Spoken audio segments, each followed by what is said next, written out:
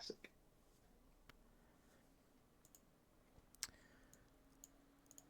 All right, Todd, what do you got? Got? You're like begging to ask Dom a question, or Oh, you as know, fun you as know. it And I'm was, gonna make you wait even longer. I'm gonna make you wait even I'm already over it. longer. Over it. I'm gonna make you wait even longer. Mike, did you go downtown today? No. Wild craziness. Ooh. It was so busy, but also it was the pet parade today, and I didn't go to it in person. Jen went for a little bit, but I think I sent it to you on Instagram. If I didn't, remind me, and I'll send it to you after. The dog that was dressed up as a Pokemon card. Yeah, you did send that. It's wild. There was a turkey. Someone had a chicken down there. I remember when we dressed up fucking Tia and Sawyer as Harry Potter and Hermione. We fucking had them in their whole thing. Wait, really? Actually, yeah. I remember seeing those pictures. Like Sawyer had like pipe cleaner glasses on for his glasses, and they had like Amanda had like the robe and the tie on them and everything. Mike had pipe cleaner glasses in high school. Shit. That picture's in the yearbook. I don't know what it was for. I don't know. Like, do you not remember that picture? I remember it's in the yearbook. I don't know what the event tied to you wearing pipe cleaner glasses was, but I don't know. They were probably just pipe cleaners. I made them into glasses. That's also possible. I think it's either someone else in the picture with you. It might be Dom. I don't know. Again, my yearbook. No one else is wearing pipe cleaners. Yeah, my yearbook's behind me. I'm too lazy to dig it out. Anyways, we got a great show for you tonight. Welcome everyone to the Pass the Controller podcast, a show where a couple of best friends talk about the latest in video games and nerd culture. Sometimes we have guests. Sometimes we talk about pipe cleaners too much. Either way, we have a new episode for you each and every week. As always, I'm your host, Brenden Groom, and joining me on this lovely Saturday evening is the anime senpai himself, Mr. Michael Pipe Cleaner Desir. Mike, how are you doing tonight? I move that we put a moratorium on the word pipe cleaner. Okay. I think we've overused it. That's fine. In the span of 2 minutes. Do people use those for actually cleaning pipes though? I'm just actually curious now. I don't think so. I've got like a snake thing that I use. I guess they are kind of like, yeah, maybe people do use those or a version of that. No, those ones they're like this long. What? Well, what are you gonna do with that? Not like I don't know, real ones. I don't fucking know. We do have like a brush that is kind of like that, but it is meant to like clean reusable straws or like other hard to things you couldn't put a sponge in, like a bottle or something. But I mean, they're not pipe cleaners. They're also like they're just different. They're just rigid. They're just rigid brushes. Anyways, also joining us tonight, of course, is I don't know, what is Todd now? What the Marvel Snap guy, Todd Gary. Todd, how are you doing tonight? Never stopped. It's never fucking stopped. Never stop nopping. Amanda even says, she's like, I still can't believe you play that game. She's like, because I play it all the fucking time. She doesn't. It's weird because like What's your collection level? Oh. Mine. I thought it was way higher, but it's 11,801. I'm at 7,250, and I haven't played in like a year. Yeah. Damn, Todd, he's calling you fucking washed up like a pipe cleaner. Right? I know. I was expecting it to be higher. And also joining us tonight, of course, is the Disney daddy himself, Mr. Dominic 40. Dom, how are you doing tonight? Here. Dom, what kind of deck you rolling? Are you like so back into it though? Like, because I feel like I've been playing the Wong deck where you just like, I don't know, make craziness happen. Dude, with Gambit, because that's always fun too. No, I've been using Wong Hazmat.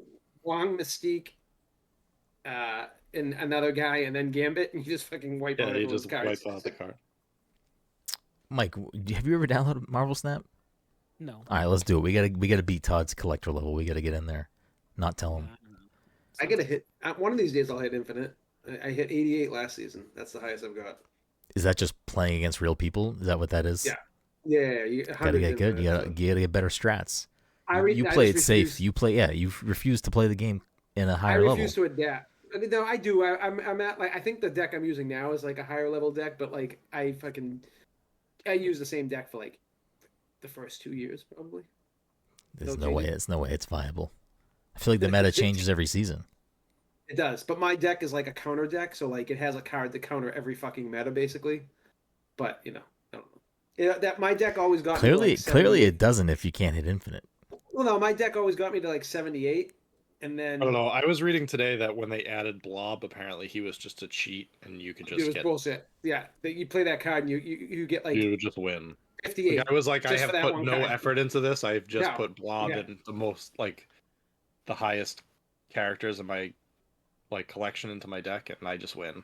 I just basically use The Blob would just absorb other people's power, and so he would just yeah. You drop him and you get like 60 points just for that one card. But I use a move deck now. That's basically my go-to. Yeah. I don't think I ever used the move deck when I was playing, but I did have I had like 3 different decks that I was shuffling around. Yeah, it's a really good. You should just get back into that game. Probably not. What I don't need is a game on my phone. That's the last thing that I need, and I unfortunately do have one that I've been playing. No, I refuse. I'm not buying it. I refuse to put it on my phone because I will never get anything done. I will be in the bathroom forever. Everything I do, in between work calls, I'll just be like, oh, let me bang out let me do a run real quick. It would just everything about that would be horrible. No, thank you. I shouldn't do it. I already have my phone vice, which is Pokemon Go, and I play it every day still. I don't need another phone thing. I mean, I play 2 phone games, to be honest with you, that I play daily. And I still play Monopoly Go like crazy. I fucking love it. It's so addicting. And I play against all people that I know, basically. It sounds terrible. All my content. Oh, that sounds terrible. It's fun. Almost every commercial that pops up on Peacock while I'm watching Brooklyn Nine-Nine is a commercial for Monopoly Go, and it is the worst commercial in the world. It's so bad. I don't know who the commercial is supposed to appeal to. It doesn't really make me want to play the game. It just makes me never want to play the game. It's such a bad commercial. What is the commercial? I'm trying to think about the commercial. It's just like a middle-aged woman.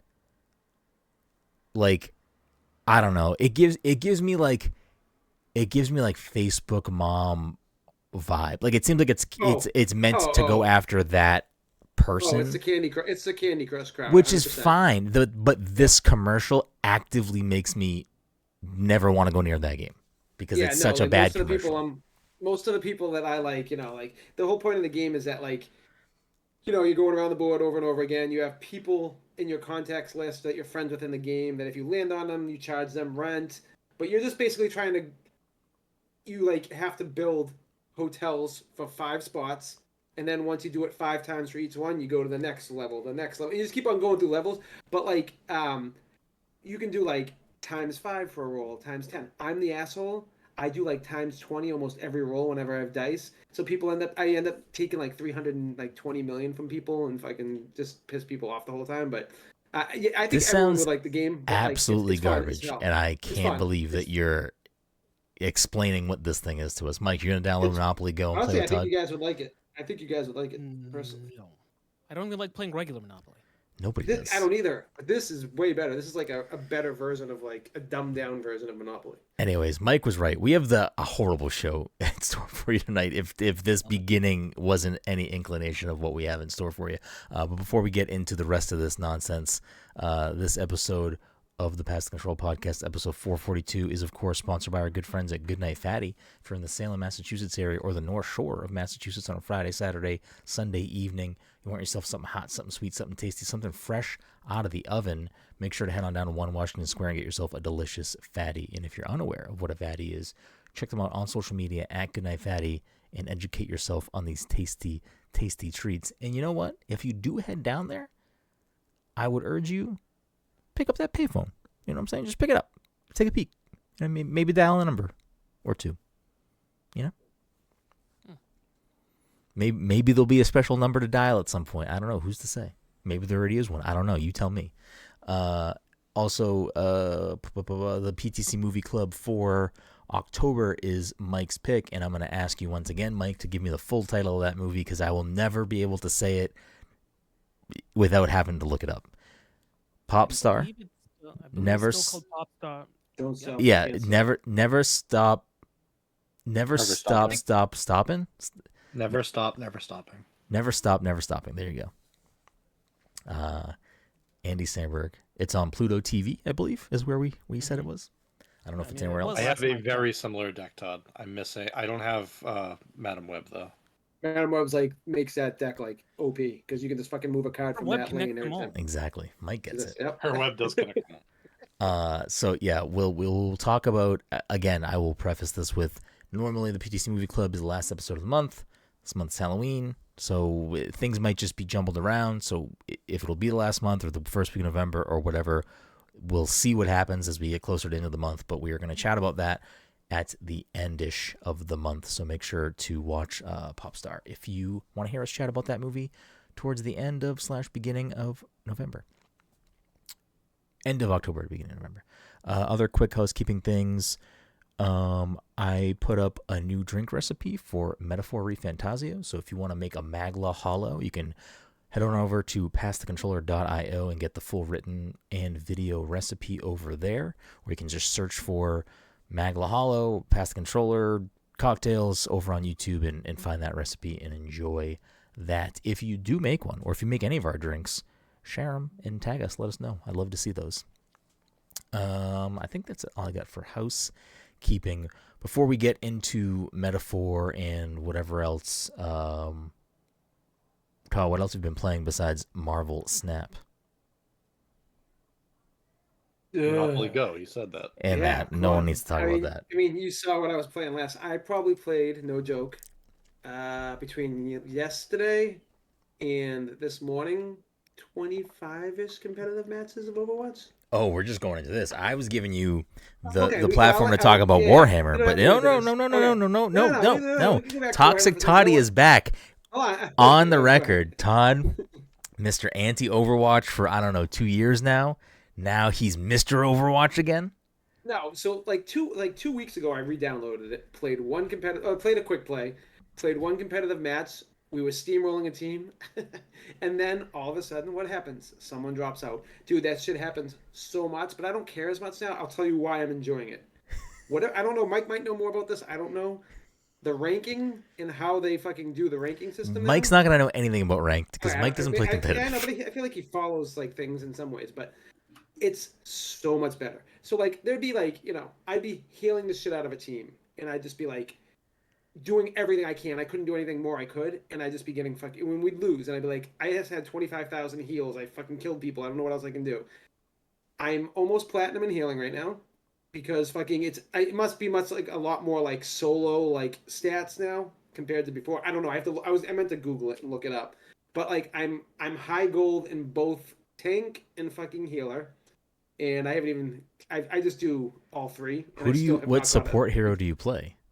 I play Moira. Zenyatta. So you play attacker. Okay, got it. No, dude, fucking her heals are so good. If we have a Mercy and a Moira, we just burst heal the shit out of everyone. But yeah, I mean, and then I'm just playing Diva on tank, but it's like night and day. Like whenever I played before and I did really well as myself, but we lost a bunch of matches, I'd be like silver 1, and I'd be like, cool. This like kind of seems like it's, So are you winning matches? Yeah, for the most, like quite a bit. But I feel like I don't know, like I don't know what like the Overwatch player base is like these days. Is it like, oh, I played this game so much that I fucking know what's going on, and it's like, are the diehards still there now, or is it just like new people jumping in all the time? I would imagine it's probably a lot of people that like Overwatch and have been playing it for a while. I can't imagine it is attracting a lot of new players simply because I don't think you don't even hear it's anything doing about well. It. Yeah, like in regards of like there was a point where it was the game, and it's not that anymore. So I would imagine that it's just people who still like to play Overwatch and not necessarily a lot of new people coming on board. The most depressing thing is that I don't even look at the skins. Like I don't even it's not even something I'm. Yeah, but that should be a good thing. You don't want to spend money on it. No, it is, but it's like one of those things that drawed me into like, oh, I want to see if I can get this skin, but like I'm not paying for the skin. Like when we had like the loot box stuff. Yeah. No, I mean, I get it. But cool skins is part of the reason that people like cosmetics was part of the reason that people were staying in the game. No, yeah, and I get that too. But like, I do think it's not good. It's not good for the game that Todd doesn't want to look at the shop? Yeah, but I don't really know what feel that like- percentage like of that's people is, because like Cam and Ken, friends of the show, they play Overwatch still almost every day, at least every week, and they buy the battle pass and they spend money on the skins they want, and Yeah. that shit is real expensive. So like Yeah. It's Blizzard doesn't want the Todds there. They want the people that are going to spend No, money. exactly. Yeah, 100%. Yeah. And you know, again, like, Well, they want Todd to play so that Liam plays. yes, Then yeah. he's getting Todd's credit Well, card. it's so funny. It's funny you say that because I told Liam today. I'm like, buddy, this is free to play, so you can download it, you can play it. He had zero interest. He's like, yeah, I don't care. He's like, I've seen you rage out on this game probably so Dead much. game. He's like, yeah, exactly. He's like, yeah, Dad, no one plays Overwatch. Everyone plays Fortnite and Roblox, bro. Mike, you gonna hop on with Todd now? Now that Todd's back in the mix, you guys gonna total mayhem it up? Sounds like he'll wait no, for Liam because to start playing. Todd's not gonna play Total Mayhem, and I'm not gonna play competitive. So we'll fucking passing chips in the night. I don't know how long it's been since you've played, Brenden, but there's like 2 new game modes. Oh, Couple weeks. No, maybe there's like 2 months. There's like a new game mode that like I've never even seen before, and I kind of dig. It's like you gotta like race to a spot, and then if you take it, you have to. I think you have that's to do, been like, in Overwatch 2 the whole time, hasn't it? There I is think- a, no, the- I think there's the- another the- new one though. The I think robot, they the did- robot one is the one Oh, that was the in. push one. Yeah, that's been push, there from the and beginning. I- But no, I think Yeah, that's I been there. think Flashpoint's also been there. If not, it's been there for a while. Is Flashpoint's been there for. Flashpoint's been Is there for a Flashpoint while. the one where it's like A five, a point- notches? A point pops up and you have to go capture it and hold Yes, it. and you have to Yeah. do it 5 times. You have to like. I don't know how win many 5 times you have to different do it. points. Yeah. No, I think this one's new then. I think Flashpoint might Yeah, it's only be new. 3. Okay, this is new then. Yeah, it's like it's first. It's like first to 5, and you got to go to a point, win that point, and then race to a different point. So what's the somewhere other randomly one on the called? map. Is it just called Control? Control is King of the Hill. Flashpoint's the one where I think there's 3 points you have to capture. If there's a new one, I forget what it's called because I only played Total Mayhem, and Total Mayhem only has push and escort. So I don't know what the other ones are. Push, export, and hybrid rather. Control, Escort, which is payload, hybrid, which doesn't exist anymore, right? No, don't hybrid's think the so. same thing. Hybrid's the one where you have to capture the point first and then And then push move it. Okay. okay. Push is the robot. Capture sign. Those are not the ones I'm looking for. Those are arcade modes. Bounty Hunter, I'm assuming, is in arcade mode. Assault. Maybe it's I think Assault? Assault was 2 2CP. Yeah, it's not there. Well, at least no. it's not. Okay, I that's. miss 2CP. I miss some of these fucking maps we used to play too. Like even the bad ones, I kind of miss. Oh Like yeah, that's right. Volskaya and stuff. They're bringing back some of those maps on that new game mode, but I forget what that game mode is called. If it's not, if I remember that right. I don't know why it's We not used to just be- listed We used here. to be the on Overwatch there. podcast. Now we don't know jack shit about what's going I on. know, right? I'm like, Oh, yeah, right. Clash is the new mode. That sounds Maybe right. that's what it is. Okay, yeah. that sounds Vie right. for dominance across a series of capture points with dynamic spawns, linear map routes, so you spend less Yeah. time running back to the battle and more time in the heart of it. Yes, yeah. So you have to, like, Flashpoint yeah, is the yeah, other one I was talking about, I think. Yes. that makes sense. I think with Clash they're gonna add like a maps based off of the old 2CP maps, if I remember that right. Wait, Flashpoint teams fight across our biggest PvP maps to date, New Junk City and maybe... Oh, no, this is... Okay, that Flashpoint is what I'm thinking of. Yeah. Okay. Yeah, so it's just Clash is new. I don't think I've played Clash.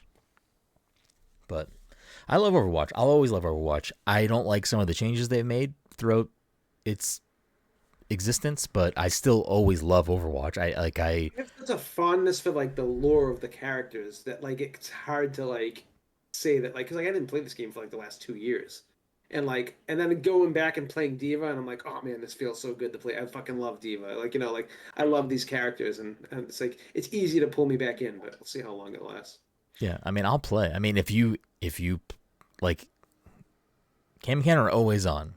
Yeah, we'll see when. Ken doesn't like to play competitive, but he will I don't need to play. play competitive though. But Cam Like- obviously likes to play competitive. I'll play whatever. I see you like to say you don't care over here, and you're like, Well, listen, I'm platinum and this and that. I'm to the point of I'll play whatever. I'll play as much as I think Total Mayhem is garbage. I will play it with Mike. I will. I would do that. I would do it because I like Overwatch. But they play quick play, and it's like whatever. I don't care. The thing that I like the most about competitive compared to quick play is that you get to play both halves of the map. Yeah, That's what I a don't like about quick play. well-rounded, I wish I wish quick play also you played both sides. I don't like Yeah, I don't like 100%. it's like the match ends when you either win or lose on attack or defense. That's hate that shit. the biggest part of what I don't like about quick play personally. What's that like yelling at people? Yeah, I don't. What about Warhammer? I don't play any games online with random people that can hear me anymore. I mute Dude, everything. no I one- want nothing I to mean, do with any of that. Like I said, I played like 25 matches probably. I think one dude talked out of those 25 matches, and he was literally bitching and moaning about everyone else, Yeah, but he was I easily want- the worst player. I And he want was the worst player on nothing. our team. I want nothing to do with Easily. any random person online in a voice chat. I'm good. Whenever I play Valorant and someone's fucking talking, it's usually just toxic, and I'm like, that's an easy mute. No thanks. I'm good with that. The only time I'll respond back is if someone's talking massive amounts of shit, and I know that like I'm not the problem, but like that doesn't even happen anymore. I have no interest. I'll let it in Valorant. It happens. They'll always talk shit, and I don't want to say I'm good at Valorant, but I can hold my own.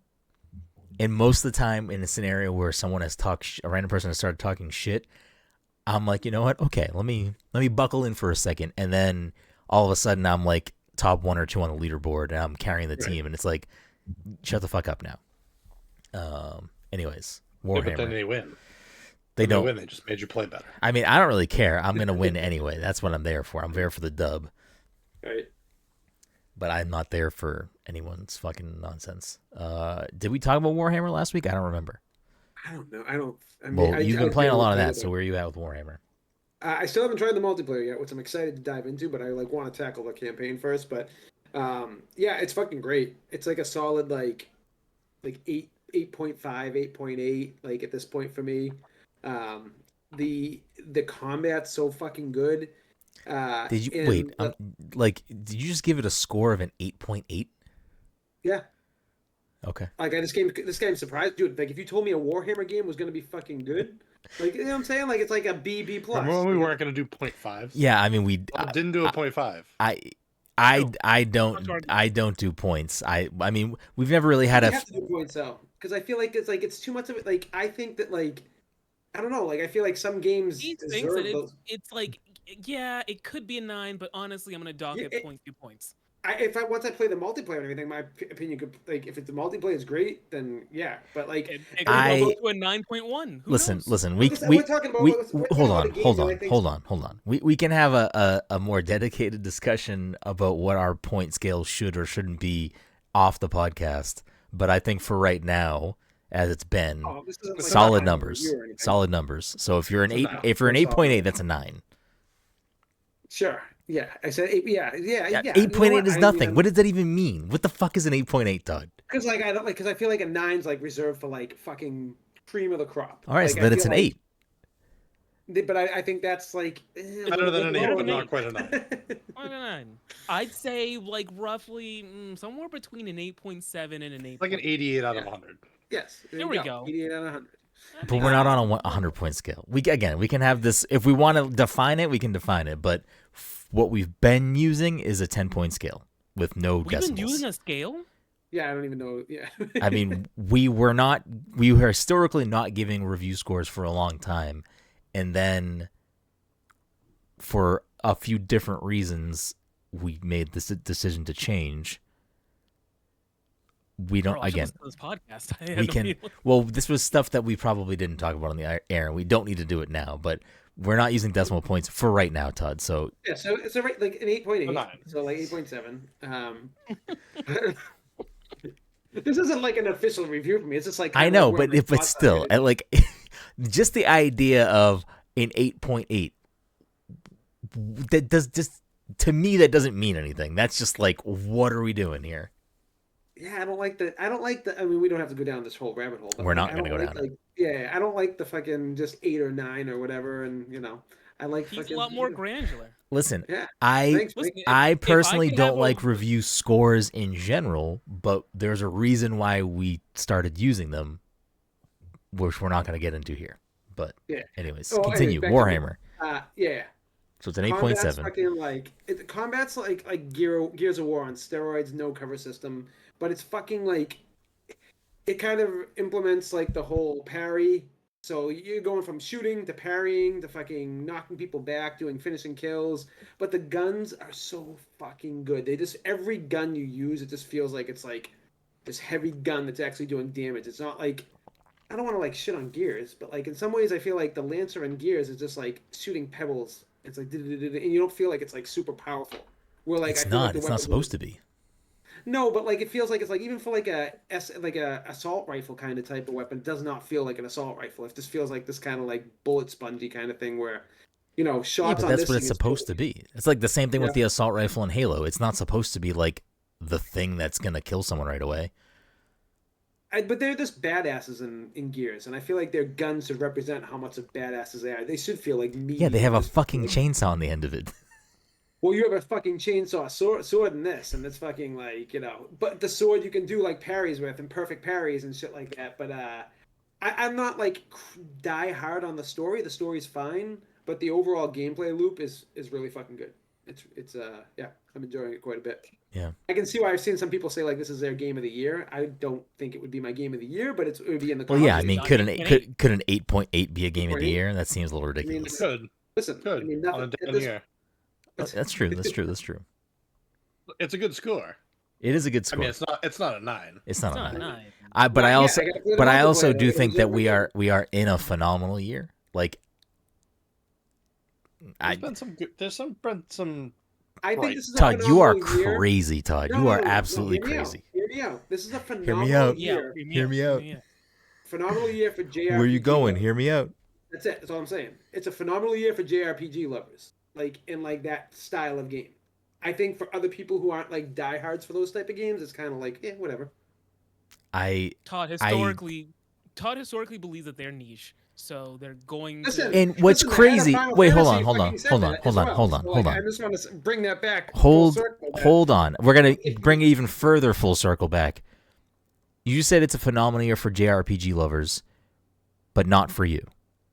Yes, because I'm not a big JRPG guy. I like some. Todd says he wishes more RPGs were turn-based. He cries about people not playing Octopath Traveler, this, that, the other But I thing. think Octopath is streamlined. It's not like fucking like I'm listening to like listen. I think the Yakuza games, the I want to time the fun. I'm gonna reel you in Hold for on, a no, second. let me You think say one thing. Octopath is streamlined? You are literally playing 8 different fucking stories that converge. No. Oh, let me finish for a quick second. This will take 2 seconds. 8.8 stories. Fucking what's it called? Like what Infinite Wealth game, the Yakuza, dude. I would love those games if I wasn't fucking filtering through 10 hours of fucking dialogue. You're playing The Witcher right now. Yeah, and it's like, but they're talking, and I don't have to fucking read like 8 paragraphs every fucking. They 5 read seconds. every Voice bit of acting. dialogue in that game, Yep, there's no fucking words. and you Nothing let like them that. talk the whole time. Yeah, for the stories that are actually good, like the side quests. But not some everything. stories, I'm kind of like, Okay. For the most part, it's been pretty good. Though. Okay, Like, I will say that for both Final Fantasy VII Rebirth and Infinite Wealth, unless I'm remembering incorrectly, most of that is also voiced. I'm only going by. I only played the first Yakuza, like the what's the first one called? Like a Dragon. Like a Dragon. Yeah, and dude, that was like non-stop, like clicking through dialogue, and I'm just like, it takes me out of the game. It just fucking slows everything down. It fucking Sure. It's the same way I don't know. the same way with the mini games in Rebirth slowed everything down for me. I was like, oh, They I'm are enjoying not story. the same Like, thing. No, I know, but it's like just so go back to like the first Yakuza game and fucking go siphon through that fucking those paragraph after What are you paragraph. talking about? You talking about Infinite? What are you talking about? Go back to Like a Dragon? Yeah, so it's like pressing A nonstop, reading through paragraphs and Yeah, paragraphs. it's a robust story. There's a lot going on. It's not a short game. I mean, I'm playing Metaphor right now. It is extremely talkative, and you either want that or you don't. But for some reason, it's okay in The Witcher Yeah, I mean it's like or but Cyberpunk. or Cyberpunk.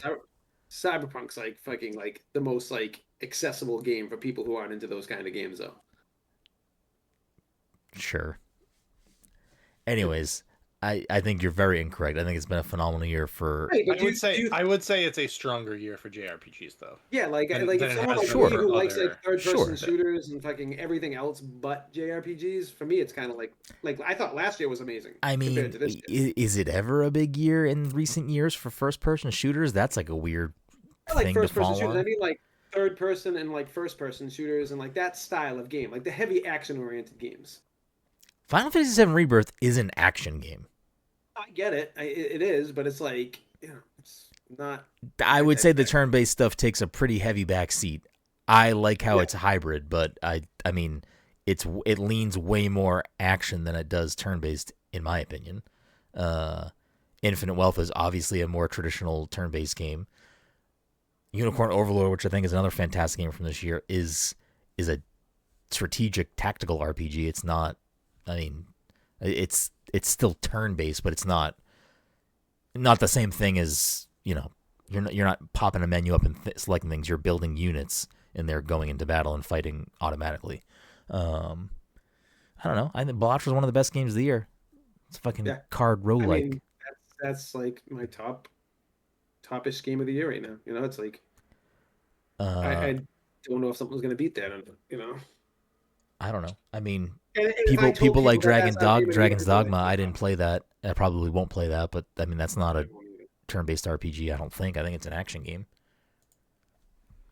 Uh, I'm hoping for big things from what's it called? Dragon Quest. I mean Dragon Age. Dragon's Dogma is listed as action role-playing game, adventure game, fighting game is incorrect, but sure. I don't know.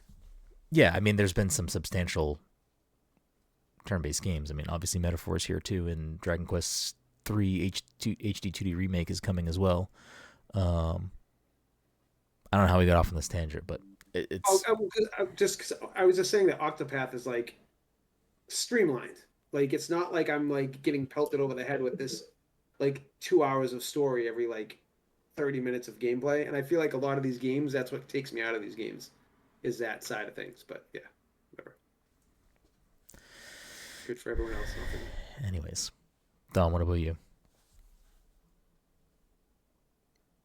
What are you What playing? are you rating Warhammer? Yeah, what are you rating? 8.8? 8.9? I'm so confused. I don't know if I ever talked about Plucky Squire on the podcast. You might not have, because that was a I think I beat it movie week, I think. the week before movie week, so I don't know that. Yeah, I don't know that I ever like talked about it on the podcast. It's definitely a game that I think is worth checking out. It does a lot of cool things that a lot of games don't do.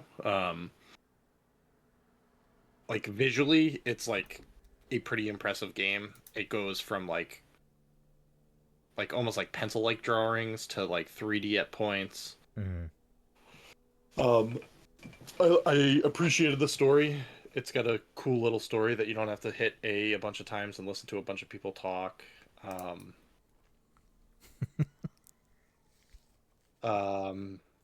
Yeah, it was a lot of fun. I would give it like I'd probably give it like an 8.3.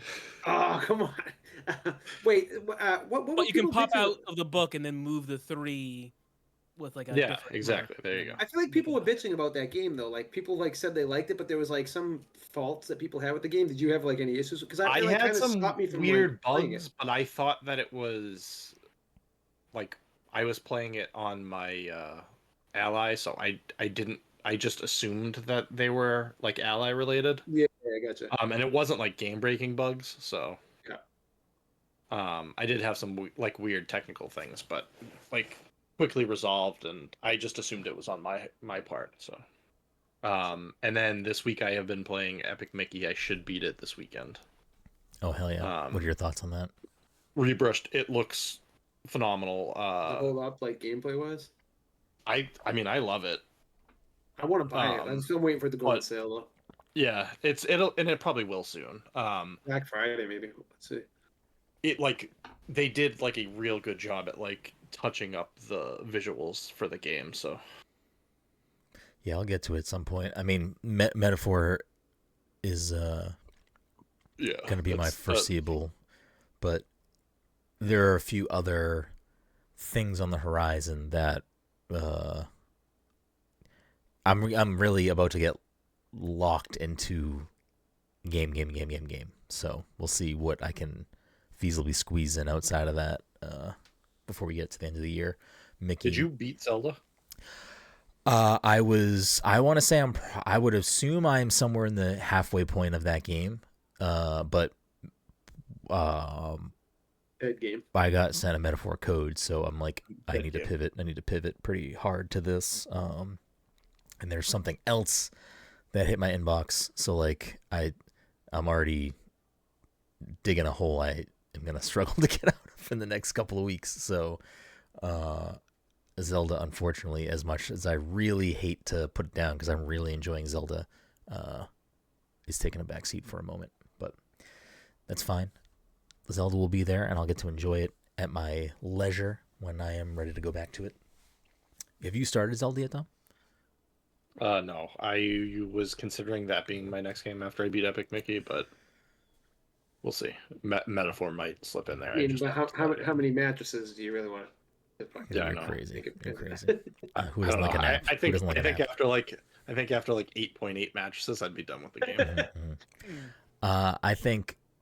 Well, we can get to metaphor in a second, but yeah, Mike. Outside of metaphor, have you been playing anything else, or?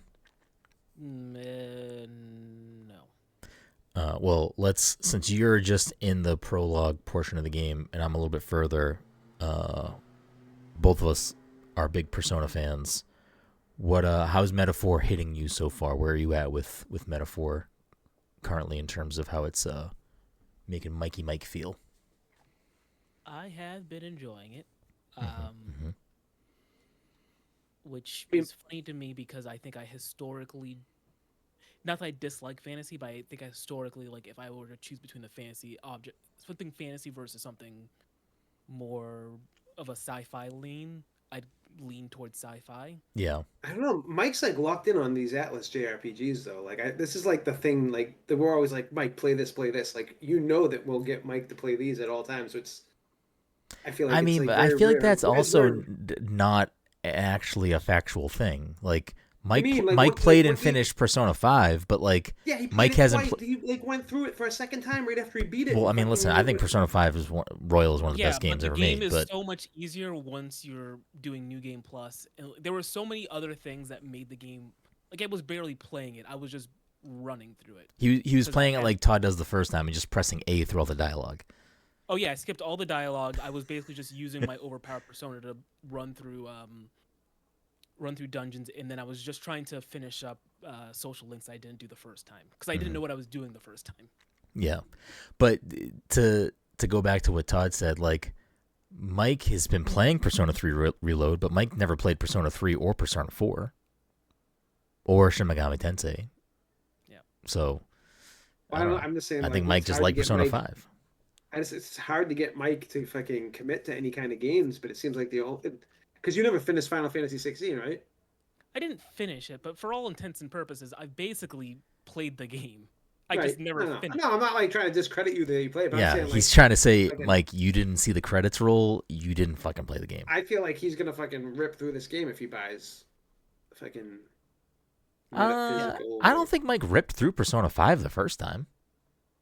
No, I basically stalled out at a certain point, and then I picked it up again and then I was like, oh, okay, now I get this game.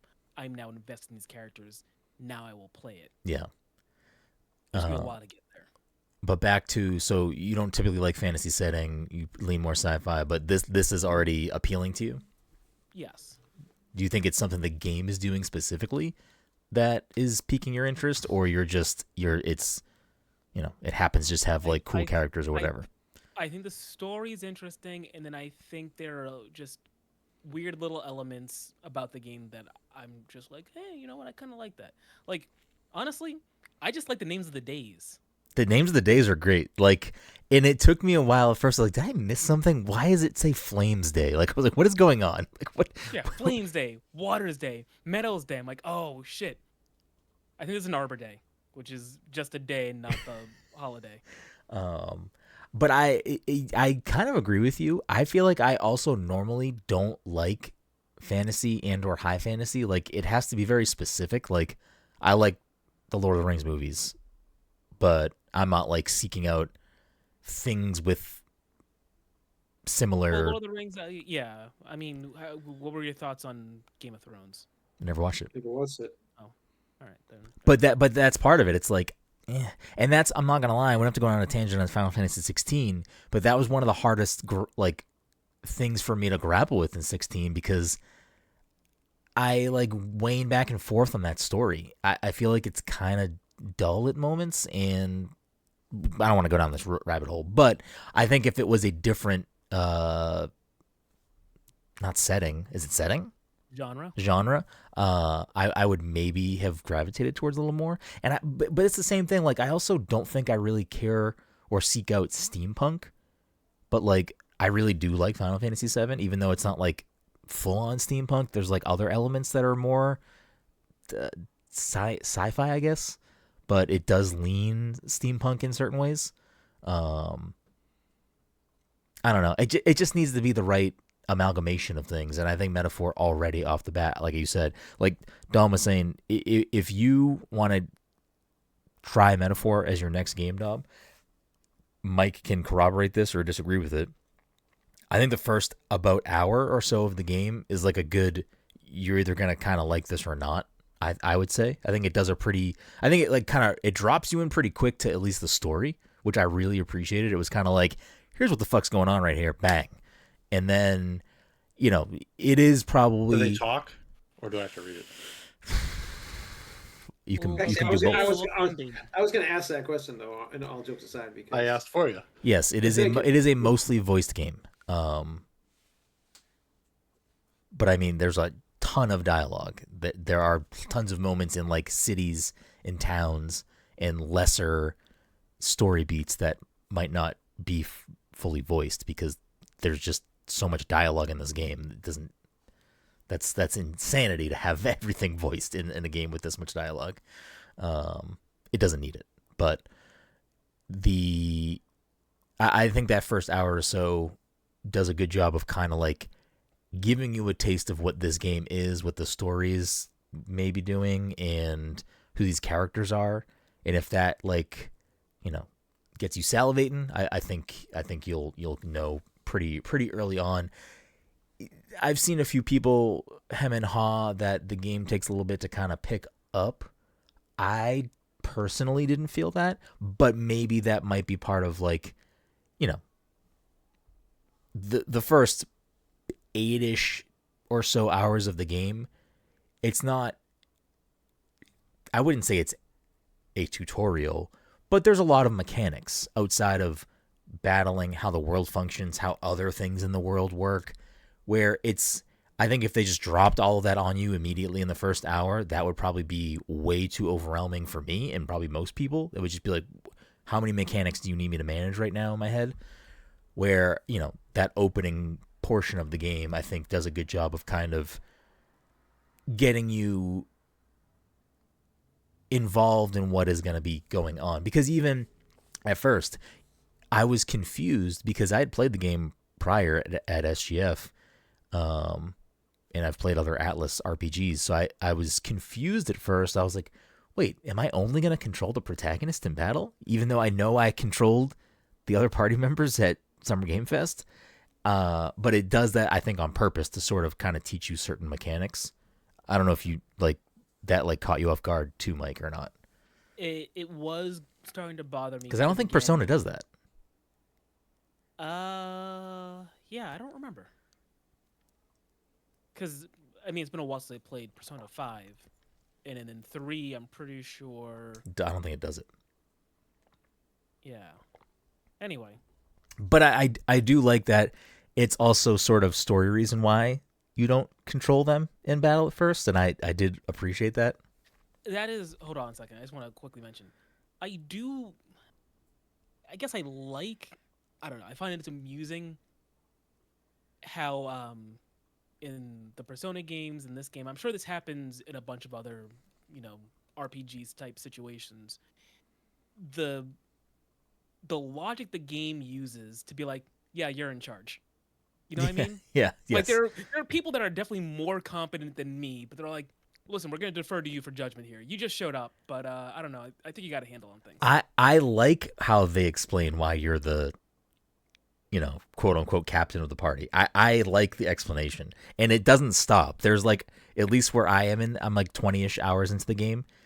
It gets brought up a few other times, and like the characters that bring it up do explain why they feel that way. They're like, no, like this makes sense. Yeah. I think it's funny. I mean, I imagine later in the game it makes more sense, but early in the game when they're just like, yeah, man, like we all have the same powers, but I think you got it first, so I guess you're just in charge. How do you feel? We don't have to go into like not that it's spoilers, but like, how do you feel about the Awakenings? Because you must have seen 3 of them by now. Yeah, I've seen 3. Yes. I do like them. They're different than Persona, but I like them too. Persona. Yeah, they're different than Persona. I don't know. I don't know. I feel like the Persona. Huh. Yeah, they're just different, I guess. I don't know if I like them more than the Persona ones. They're doing different things. I think Persona ones, or at least 5, they're tied to like a very specific thing that's going on. Where I think it's in this so far, at least, it's like tied to, oh no, like there's a potential in me that exists that I'm gonna fuck your shit up right now. Yeah.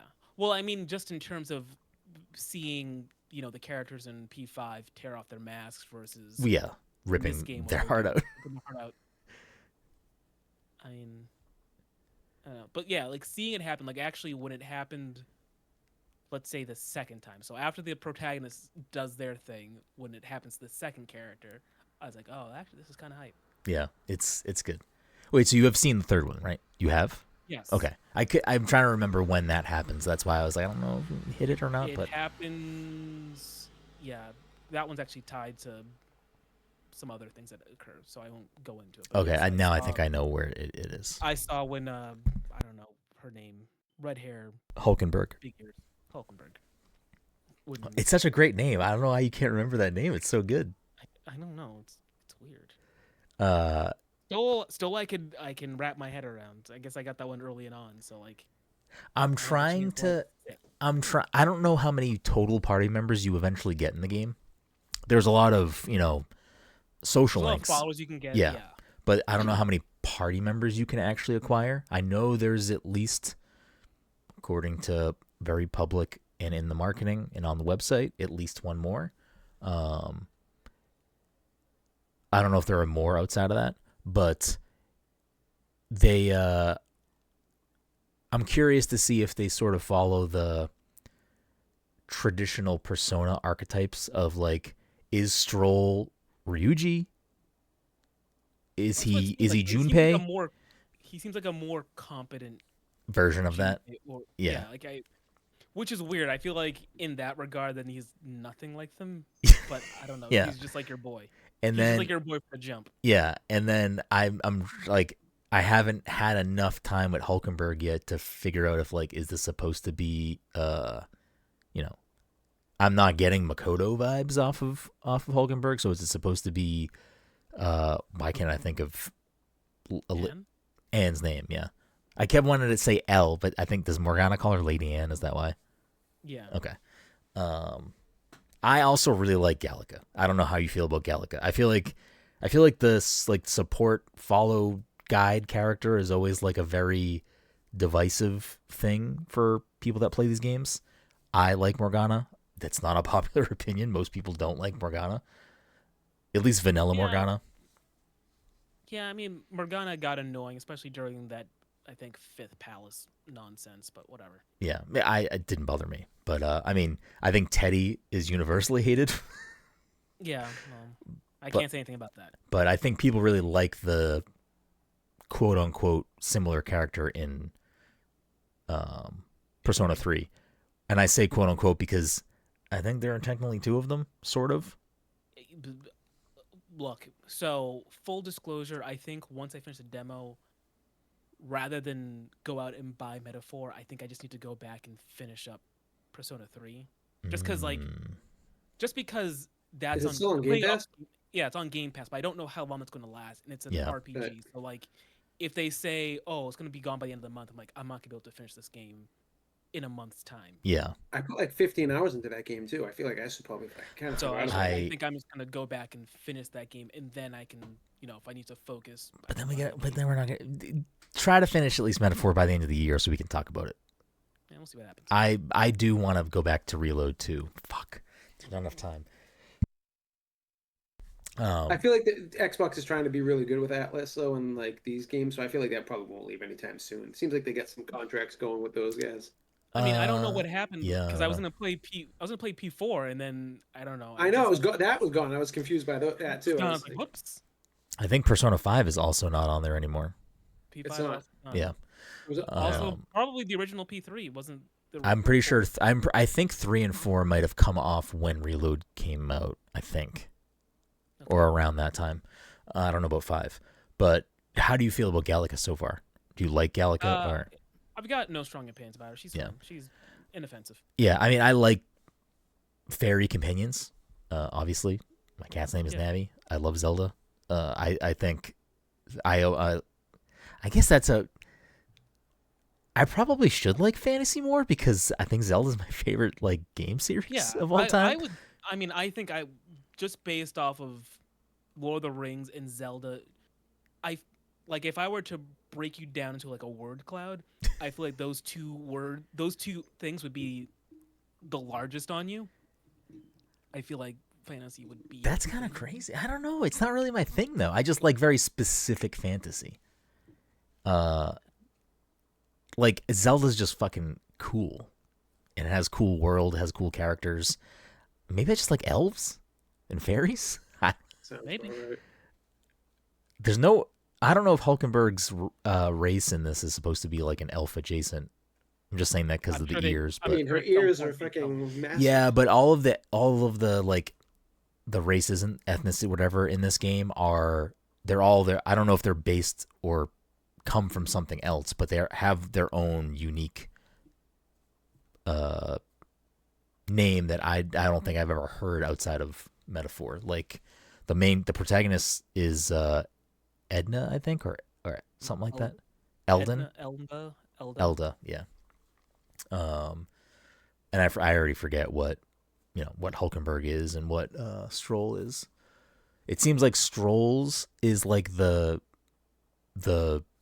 because I believe that's the same race as the Kings. So like that is like the ruling party, ruling class.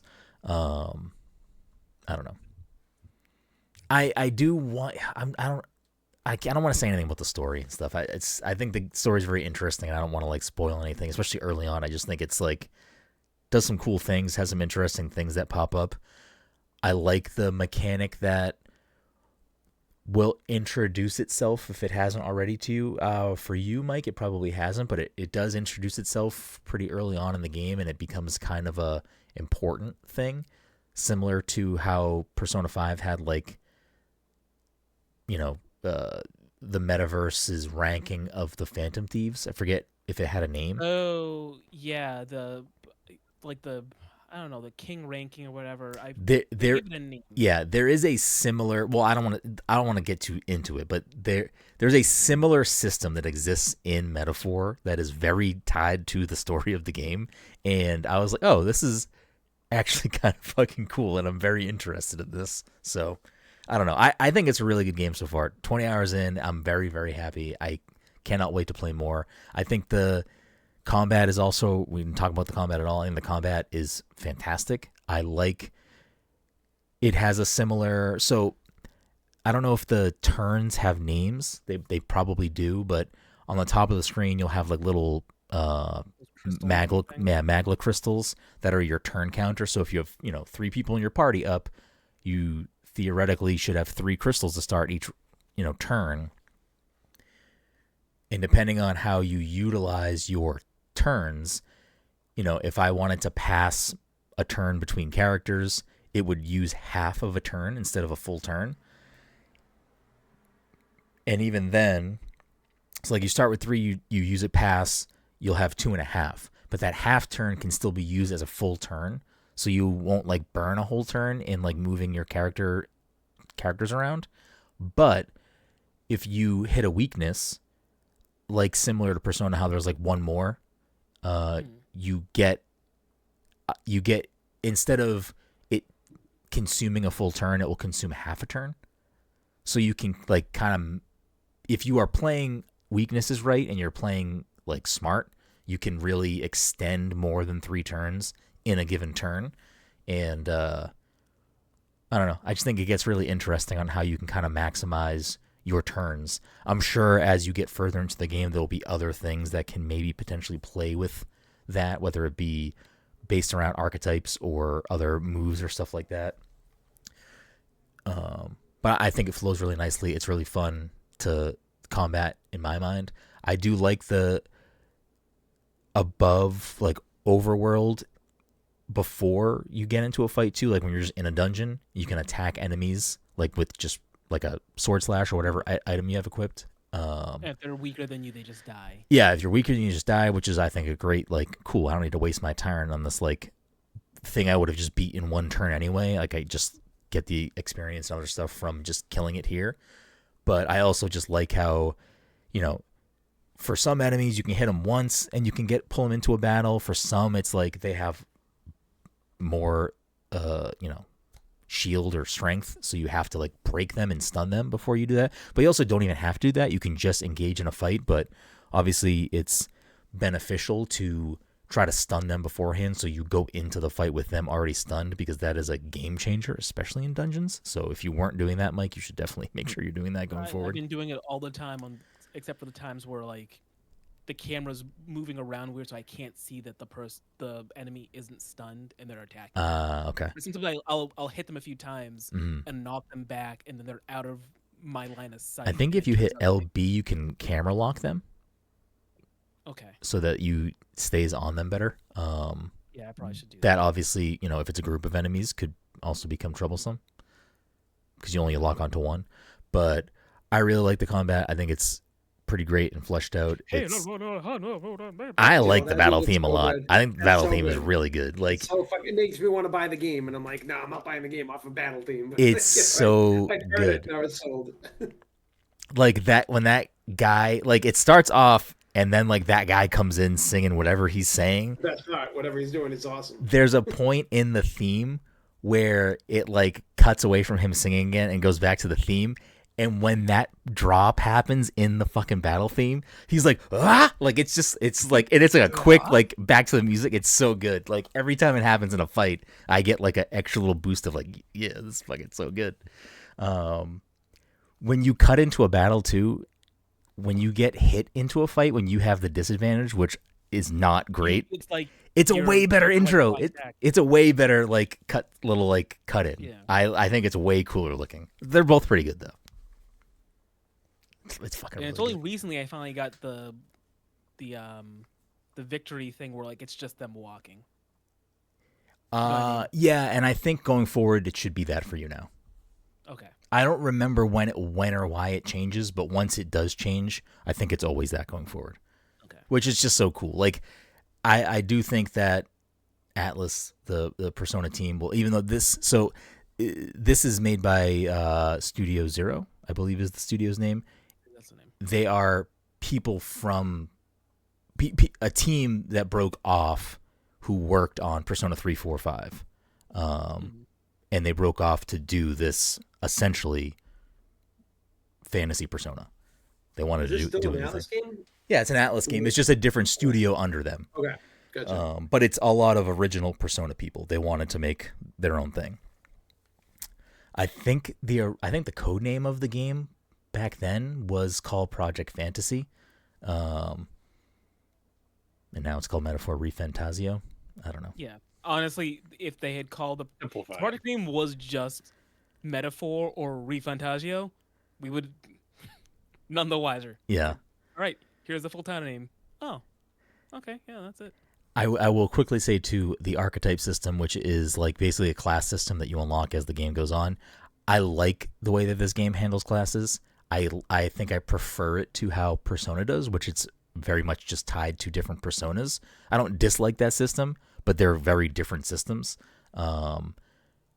Whereas this is a little bit more of a traditional class system for an RPG where you're unlocking classes, you can switch them between all of the party members, and it kind of gives you a little bit more choice into how you want to construct your team.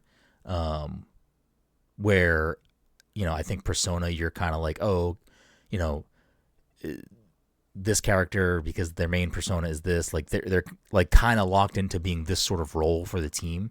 Whereas in Metaphor, you can kind of construct it how you want, and you're able to, if you level up archetypes, you're able to take inherit moves from those archetypes in different classes, so you can kind of build classes a little bit more your style. And I'm already trying to get way ahead of that in this game, and I'm trying to like, all right, let me try to kit out some of these early archetypes so that like I have some choices and I don't get necessarily locked into certain situations or maybe some problems because I don't have certain weaknesses or certain whatever I need to kind of beat a dungeon or beat a boss. And I will say, Mike, I said this to you earlier, but I'll say it here again too. If you're listening and you're interested in Persona, if you're Persona, but if you're listening to Metaphor, the demo is out. It is like the first 8-ish hours of the game. Your progress does carry over. So if you like it and you want to keep playing it, you didn't waste your time playing the demo, that can all carry over. If you are playing halfway through the demo and you're like, you know what, this is my jam, I'm going to buy it anyway, you can stop there and carry that over. Like, you don't have to finish the demo. You can just go from wherever you decide to go. But especially if you've played Persona games before, in the past, like with Persona 3, Persona 5, I feel like I was able to beat dungeons in a one shot. So it's like, oh, I'm going to go into the story dungeon now. I'm going to bang this out. And then I'm going to use the rest of my time to do all these social links, whatever it may be. I think purposely it's very hard for you to be able to do that. So I would just keep in mind that you probably aren't going to be able to do that with this game. You're going to need to probably revisit a dungeon, or maybe all of them, just based on how the game sort of limits certain items, certain MP replenishment things. I think it's kind of pushes you in that direction of like, hey, you need to have a little more intentionality with what you're choosing to do with your time.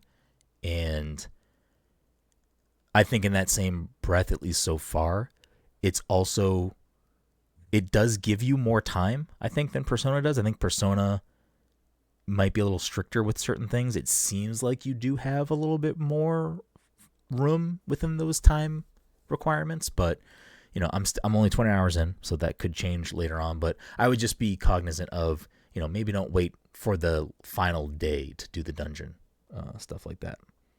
But play as you want to play how you want to play. But yeah, I don't know, really enjoying it. We'll talk about it more as we get further, or as I finish it, or if Mike goes back to it at some point, or if Todd, Dom jump in, we can talk more about it then. But that's early thoughts on Metaphor. It's real fucking good. I recommend it. I think it's gonna be one to talk about as we get into the end of the year too. Anything else anyone wants to talk about before we wrap things up? Let's see. Get your notes. Go on. Yeah, I have my notes. No, I forgot. Can you see my? Oh shit! Mike got to go meet Brian Lee O'Malley. Yeah, they gave out cards. Where? He was doing a signing at Faneuil Hall. Oh, I thought it was like around here. No. Oh god, there must be a shit show. Was it a shit show? I mean, there were a lot of people there. I know that the thing said the first 250 people who got the wristband, you have to go to the Newberry Comics, buy something Scott Pilgrim related, and then you get a wristband. So they said, like, the first 250 people to do that will get in line. I don't know if... It seemed like there was a lot of people there. It seemed like there was more than 250 people, but I couldn't tell you. Still blows my mind that movie failed in the box office. Fucking insane. We I don't know. weren't I don't wrong. remember the Really? marketing. What's that? It came out too early. I mean, I saw it in the theater and remember like thinking this movie's fucking incredible, and like, but like it's wild to me. Like, you're right, it did come out too early, but like, I don't know, man. It had good reviews too. It's just fucking crazy. It's really good. I feel like it The opened show up on against- Netflix is really good too. I really like the show. Yeah, I feel like it opened up against a bunch of things that it just couldn't beat. I remember it coming out like the same weekend as the Oh, first like Terrifier Expendables. 3 and Joker 2. Well, I mean, you know what's so funny? I saw Joker. I saw Joker too. Oh, you What'd you did? think? Joker too, because I went to Boston. I went there early so I could get something. I didn't know how busy it was gonna be. I didn't know if I was gonna show up and it's like, oh, sorry, you don't have any more wristbands. So I got there early, bought something Scott Pilgrim related, got my wristband. I'm like, okay, this thing's not for another fucking 6 hours. What am I gonna do? I was walking around. I ended up just going to the movie theater and watching Joker 2. What'd you think? I mean, Like, I know all the spoilers, and obviously I won't go into any of this, but like, Yeah. I get what they were doing. Like, I I think get what they were doing too. like, and like, I feel like a lot of people like, but I get like why people would also be angry at that as well. You know, like, so it's Yeah. like it's one of those things where That's my takeaway too. Also, like the musical numbers weren't that good to me. I read that they just didn't commit. Like, it's just kind of like, I don't know. Yeah, I mean, it was whatever, but I can see why people would leave that movie compared to Megalopolis, which was like just weird. People might walk out there confused and be like, "I don't think I get it," so I'm gonna Yeah, give right. it a see. But I can see how people might come out of Joker being upset, like they were misled, and then give it like a lower rating. Yeah. It's also still just doing bad in the box office.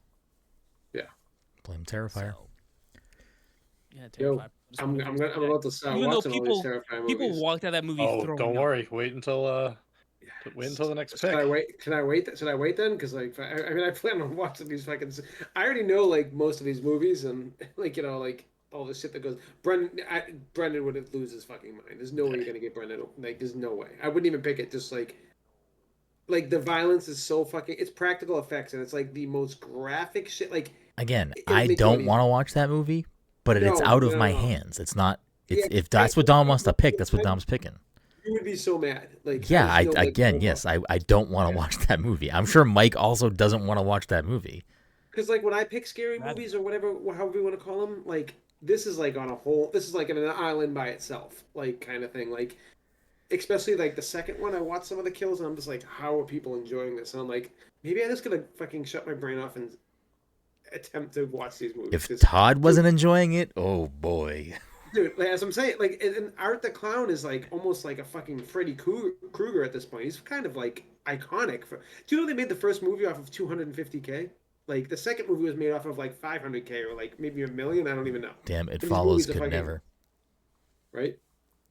Anyways, before we go off on a terrible tangent about Yeah, no, I'm good. movies, I was just looking up to see what came out or what Scott Pilgrim went up against that weekend. The ranking was Expendables, Eat, Pray, Love, I love, yeah. That The was Other one. Guys, Inception, and then Scott Pilgrim.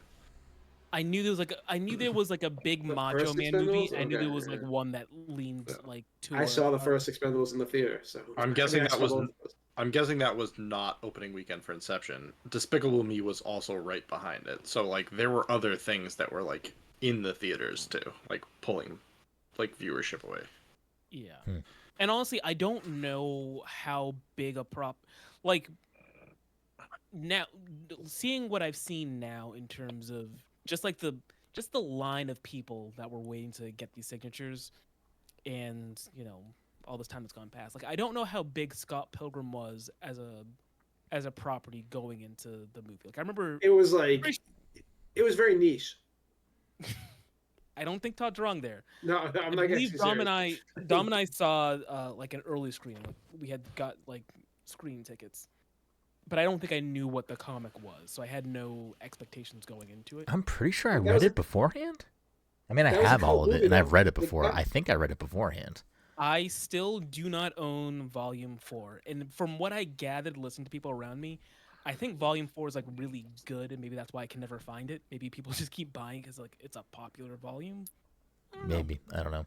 I mean, even if the movie didn't do well, I like. It's had legs forever though. Well, Like, not it's only like, people that, I realize just think now, that like, Scott Pilgrim as a thing probably did well merchant. Like it seemed like it did well, like merchandise wise, and like I'm going to tell you it's why that movie popular didn't do well still. right now. And I disagree with my own statement. What I'm about to say, but I don't think that movie did well because of Michael Cera as the lead actor. I think if you put someone else I in knew that he was role, gonna it say. I probably. knew he was gonna say. And I fucking love Michael Cera, and I think I he's mean, amazing in that I movie. want to say that think that I if want you- to say that at the time that that movie came out, he was probably the most well-known person on that cast. And if in retrospect, Yeah, that but, cast now is realistically, yes, stacked. it's stacked. Yeah, Maybe the yeah, villain, everyone. maybe the villain is the most was the Oh, yeah. biggest Schwartzman? actor. But yeah, in, like, the Schwartzman was maybe independent the scene- biggest in the- actor at the I time. forgot. Oh, guys, I forgot to tell you. Schwartzman's in Megalopolis. He like Yeah, I know. plays the drums for no reason. I don't know what he's doing there. He's just Wait, hanging out. Dude, like, you should listen to his music because he makes really fucking good music. So if that's what he's a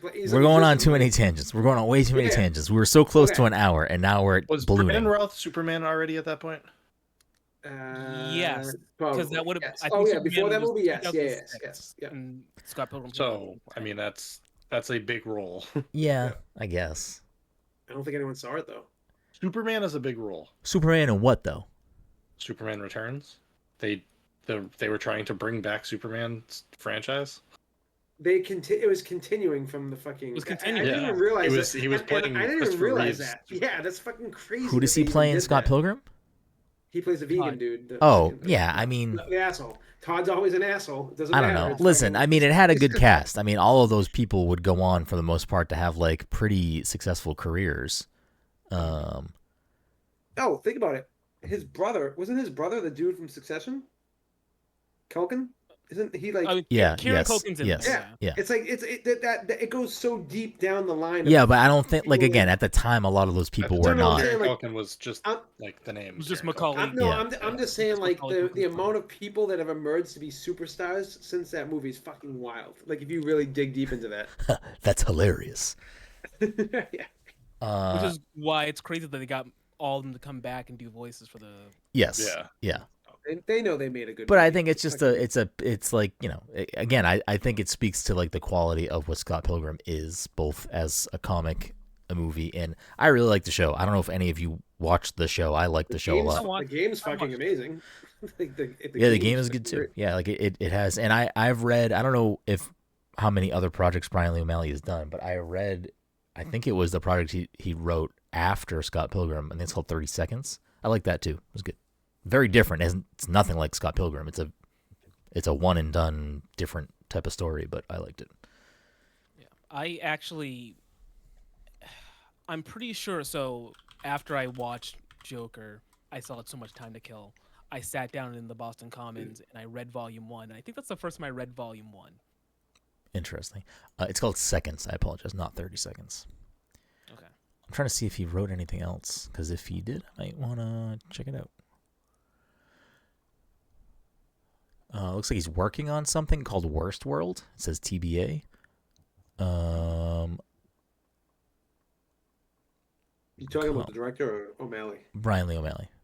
No, but Edgar Wright's fucking doing shit all the time. He's got something going on right now. I forget what he's doing. Looks like I haven't he's done some variant cover art for different things. He did a variant for Young Avengers. Oh, did I know that he wrote Snot Girl?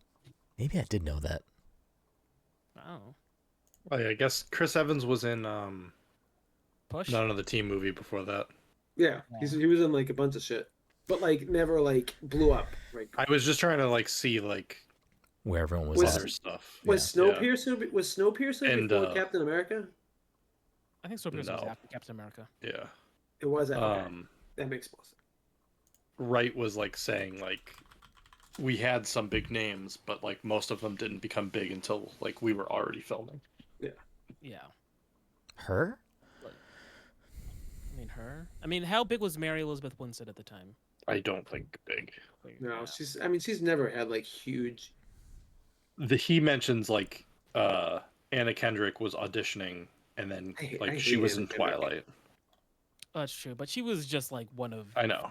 Ed's But she was in the franchise. Yeah. So like Brie Larson even, I'm looking before 2010. I don't none of this stuff looks Plaza. anything. Aubrey Plaza got the part in Scott Pilgrim before she did Funny People or Parks and Rec.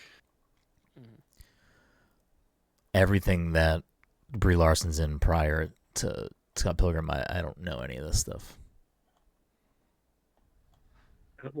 And Edgar Wright says that he was watching Arrested Development while he was making Hot Fuzz and was like, Michael Cera is my Scott.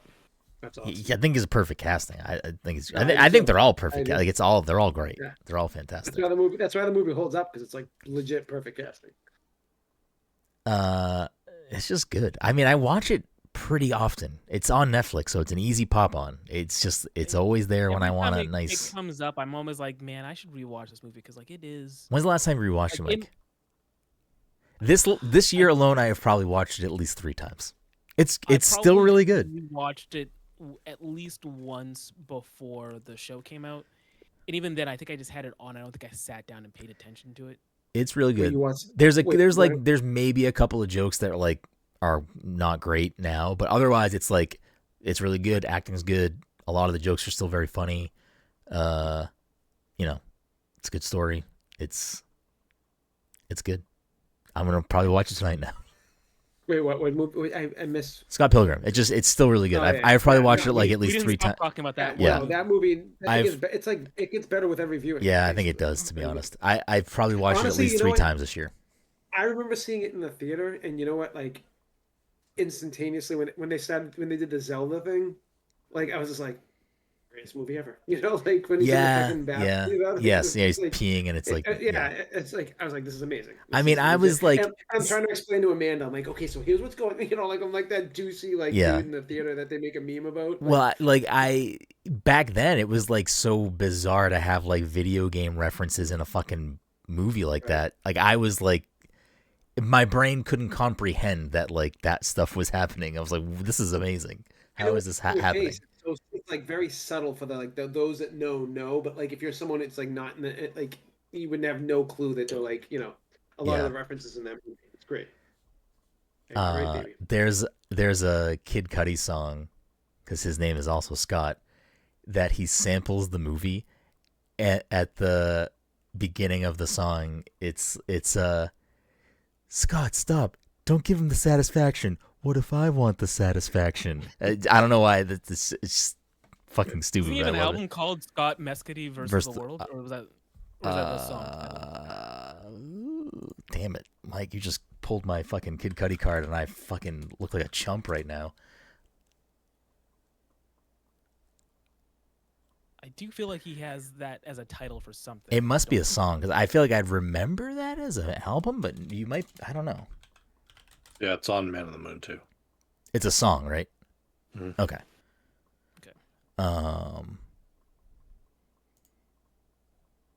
Anyways.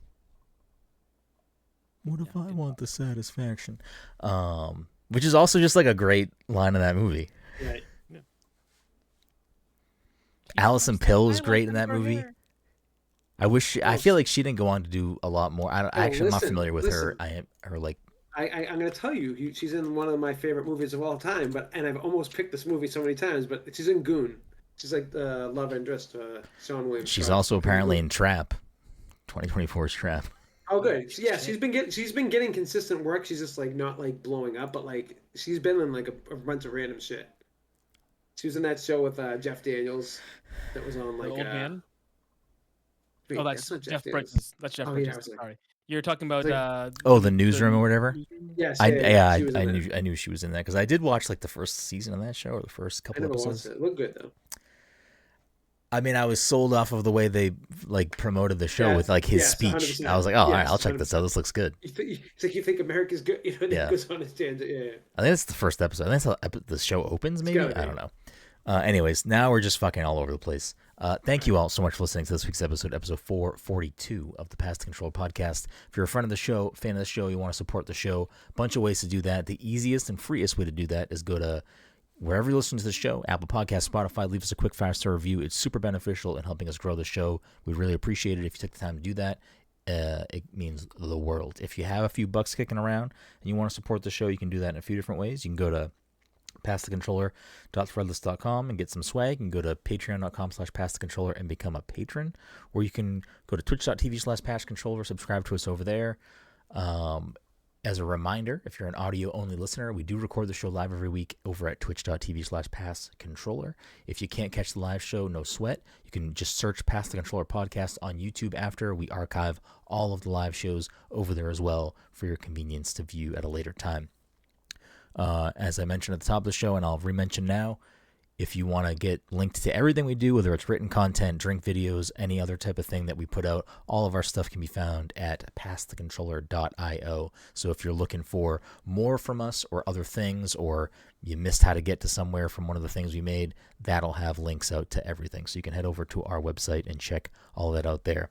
But before we go, as we do with every episode, we end with a little game. The leaderboard for the year stands with Dom in first place, 51, Todd in second with 42 points. Todd has like so many asterisks below his score. Like he has all of this crazy jargon going on. There's like a paragraph of stuff under Todd's score. I don't know what that is, so I feel like I just that's around and say like. Okay, Let's see. We got parentheses 2 bonus points because Todd cried about not being here. Parentheses asterisk point for knowing where parking is at the Red Sox game when Mike didn't. I don't even know what that. We were when we were leaving the Red Sox game, you were like, no, Mike, do you know where the parking is? If you don't know where the parking is, I get a point because I know where it is. And Mike didn't know where we parked, and Todd was, we parked over here. I honestly did know where we parked. I just didn't think we were actually keeping track of the points. Again, we didn't. I just wrote it on my phone. He's not getting that point. Yeah, listen. If it comes down to it, give it to him. I don't give a shit. If it comes down to it, we'll see what happens. But he's not getting that point. Let's be for real. All right.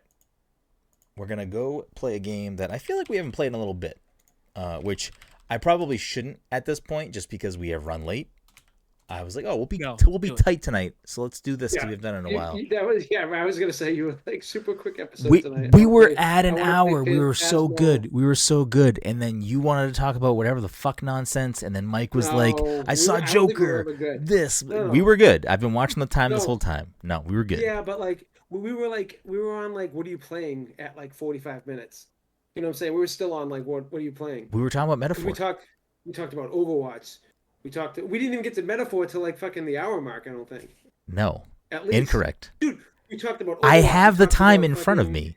Epic Mickey, we talked about fucking again. My ratings of 8.8. Todd really just wants to push this forward. I have the timestamps in front of me. I'm writing them down on a note. You are wrong. We did timestamps on our YouTube videos just so I could see exactly how long we spent on each and every section. I wish I don't want to do that. No, we finished talking about Metaphor at the hour mark. I've been watching the time. So we sit. When did we start? Not at 8:00. Like 8:20, 8:30. Probably like 8:30. Yeah. Oh no! Now we talked about how long. Exactly. For 10 minutes. Anyways, this is so ridiculous. You fell right into his trap. Navi just left because she's like, this is ridiculous. I can't even be in here for this. All right, we're gonna play Answer Unlocked. If this is your first time hearing us play this, the way this works is I read the achievement/trophies for 3 different games. First person to guess the game gets the point. Without further ado, game number 1. Nightmares have just begun. Conquer stage 1. The Great Escape. Epic Mickey. Incorrect. The Great Escape. Conquer stage 2. Let My Blank Go. Conquer stage 3. No One Expects the Conquer stage 4. Is there a word there? Or dot. It's dot. Crossing the Courtyard. Conquer stage 5. What time is it? Conquer stage 6. Can I phone a friend? Is it Alan Wake? Incorrect. Is it Alan Wake 2? Incorrect. What time is it? Conquer stage 6. Path to the Altar. Conquer stage 7. Making Legends. Conquer stage 8. True Freedom. Conquer stage 9. Unicorn Overlord. Incorrect. Nighty Night. View the Bad Blank Ending. Hit the road, blank. View the bad blank ending. Oh. I feel like it's gonna be like a Sonic game or something. Or fucking like.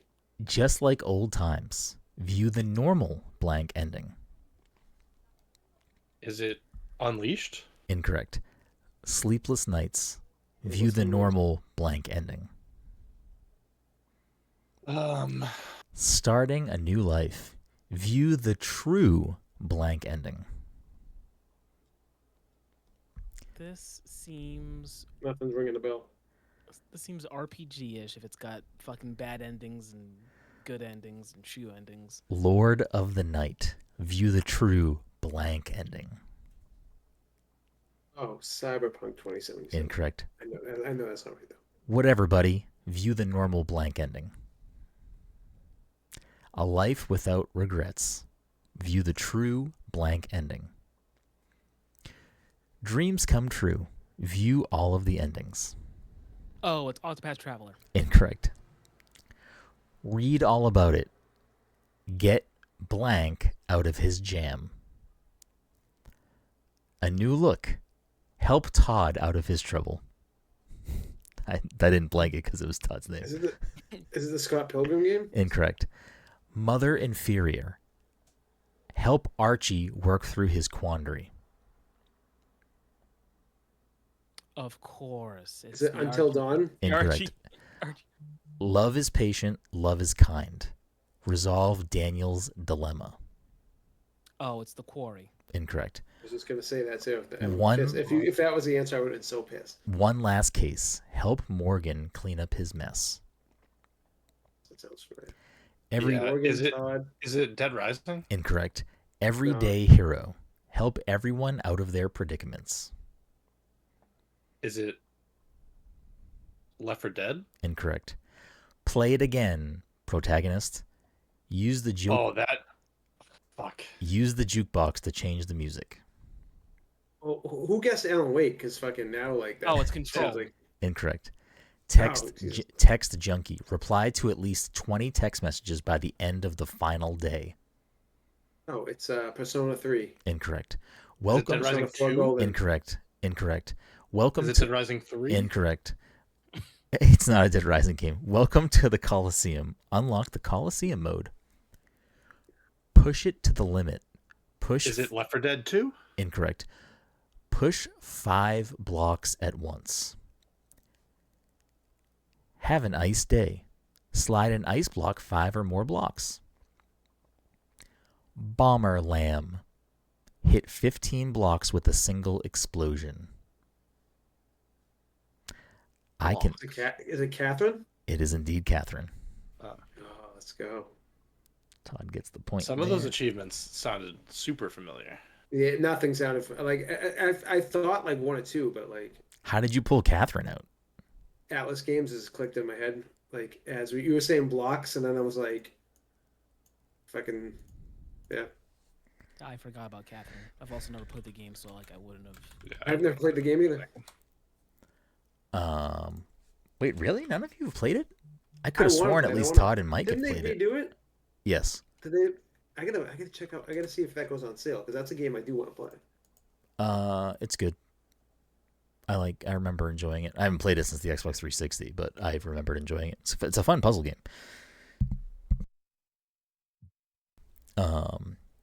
But all of those endings, it was like the lover ending or the cheater ending. Because there's like the game is based around Vincent and different girls named Catherine. That is what is the premise of the game. Anyways, game number 2.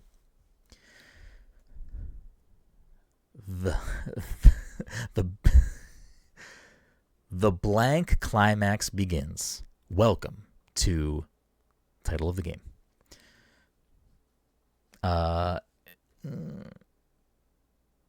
You have to at least give me most of the title. I will make the judgment call if you have given me enough of the title. All right. Arcade. Can you read the first one again? The blank climax begins. Welcome to title of this game. Arcade novice. Complete arcade mode once. Arcade Master. Complete arcade mode with 3 characters. Fuck. Score Attacker. Complete Oh, 1 score attack course. Score Warrior. Complete 3 score attack courses. Score Master. I'm just going to skip the rest of those ones that are that. Persona 4 Ultimax? That's enough. I'll give you that. Persona 4 Arena Ultimax. Dom gets... I was literally going to say Blaze Blue, but that's not like an Atlas game, is it? No. No. Basically, if you said Persona 4 Arena or Persona 4 Ultimax, I was going to give it to you. But if you said like Persona fighting game, I was no, thank you. That's what I almost said. That's why I hadn't said anything yet. Okay, final game. Let me skip down. We'll go. We'll start from here, and then we'll go back up if we have to. The Fool's Journey obtained 10 major blank during blank time. Distinguished visitor invited blank to your room. Top of the class aced an exam. You do need to give me the full title of this game. Persona 4 Golden. Incorrect. Persona 5. Incorrect. Persona 5 Royal. Incorrect. Right. A Legacy of Friendships. Persona 5 Strikers. Incorrect. Maxed out all blank blank. Persona 3 Reloaded. Yeah, Mike gets the point. I said Yeah. I said it. Yeah, I'm a fucking idiot.